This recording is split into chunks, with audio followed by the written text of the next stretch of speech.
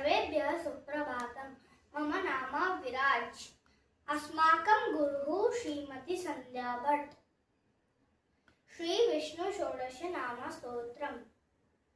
औषधे चिन्तये विष्णुं भोजने च जनार्दनं शयने पद्मनाभं च विवाहे च प्रजापतिं युद्धे चक्रधरं देवं प्रवासे च त्रिविक्रमं नारायणं तनुत्यागे श्रीधरं प्रियसङ्गमे दुःस्वप्ने स्मर गोविन्दं सङ्कटे मधुसूदनं कानने नरसिंहं च पावके जलसायिनं जलमध्ये वराहं च पर्वते रघुनन्दनं गमने वामनं चैव सर्वकार्येषु माधवं षोडशैतानि नामानि प्रातरुत्थाय यः पठेत् सर्वपापविनिर्मुक्तो विष्णुलोके महीयते। श्री विष्णु षोडश नाम स्तोत्रम्